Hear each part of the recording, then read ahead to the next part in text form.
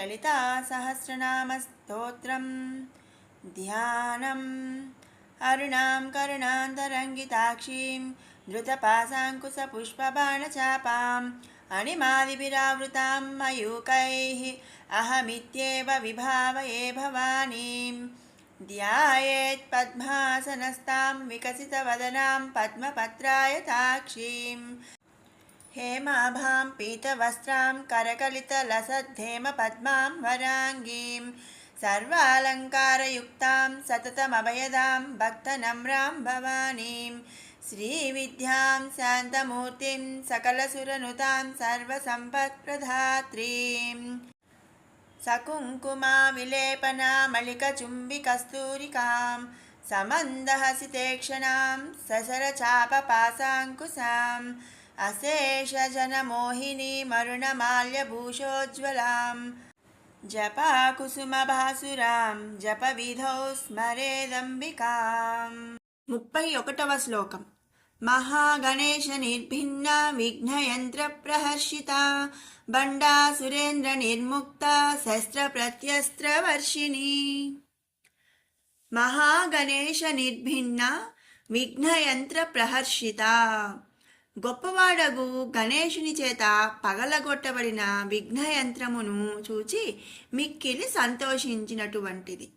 అంటే పైన శ్లోకంలో చెప్పాం కదండి, రాక్షసులు దేవతలు చేసే ప్రతి కార్యములకు విఘ్నములను కల్పిస్తున్నారని ఆ శ్రీదేవి విఘ్నేశ్వరుణ్ణి సృష్టించింది. ఆ విఘ్నేశ్వరుడు ఆ విఘ్నములన్నిటినీ కూడా నశింపచేశాడు. ఆ గొప్పవాడకు గణేశుని చేత ఆ విఘ్నయంత్రము పగలగొట్టబడింది అని ఆ తల్లి సంతోషించింది. దేవతల మధ్య అసురుల మధ్య తరచుగా యుద్ధములు జరుగుతుండేవి.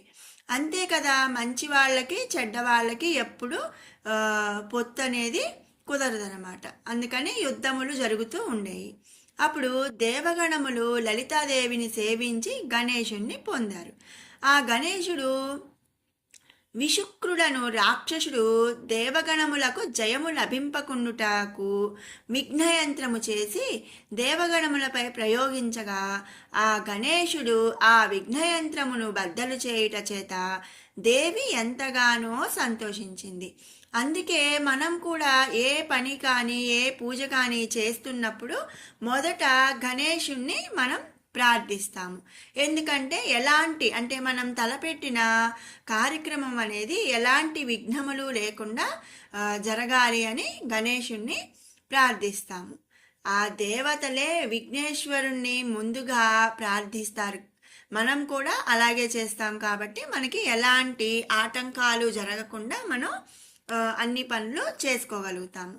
అందుకనే ఆ శ్రీదేవిని మహాగణేశ నిర్భిన్న విఘ్నయంత్ర ప్రహర్షిత అని స్తుతిస్తున్నాము.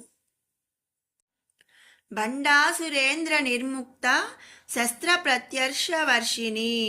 బండాసురేంద్ర నిర్ముక్త అంటే ఆ బండాసురుడనే అసురుణ్ణి నిర్ముక్త నాశనం చేయటానికి శస్త్ర ప్రత్యస్త్రవర్షిణి ఎన్నో శస్త్రాస్త్రములను శ్రీదేవి కురిపించింది.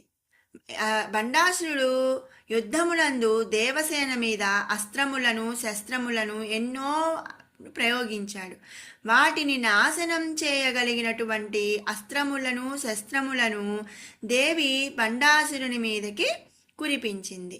అందుకనే ఆ శ్రీదేవిని బండాసురేంద్ర నిర్ముక్త శస్త్ర ప్రత్యస్త్ర వర్షిణి అని స్తుతిస్తున్నాము. ముందు చెప్పిన శ్లోకాల వరకు అమ్మవారి సేన బండాసురుని యొక్క సేనలతో ఎలా పోరాడారు, ఎలా నాశనం చేశారు అని ఉంది. అలాగే ఈ నామంలో బండాసురుడి మీదకి ఆ శ్రీదేవి ప్రయోగించిన అస్త్రములను శస్త్రములను వర్ణించారు. అందుకనే ఆ తల్లిని బండాసురేంద్ర నిర్ముక్త శస్త్ర ప్రత్యస్త్ర వర్షిణి అని స్తుతిస్తున్నాము. 32వ శ్లోకం. కరాంగుళినకోత్పన్న నారాయణ దశాకృతి మహాపాశుపతాస్త్రాగ్ని నిర్దగ్ధాసుర సైనిక.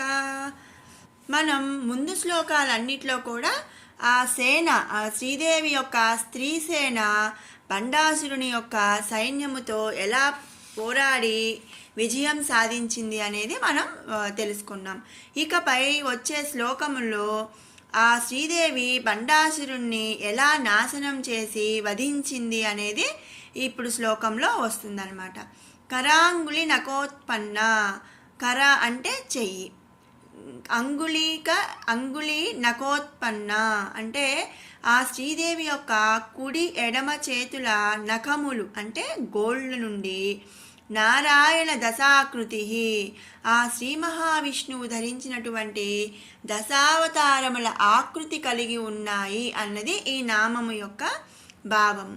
మంత్రస్వరూపిణి అయిన సౌభాగ్యప్రదాయిని, కామితములను ఇచ్చే కల్పవల్లి అయిన ఆ శ్రీదేవి యొక్క కుడి ఎడమ చేతుల నఖములు అంటే గోళ్ళు. మనకి చేతికి 5 వేళ్ళు ఉంటాయి కదా, 2 చేతులకి 2 5లు 10 వేళ్ళు.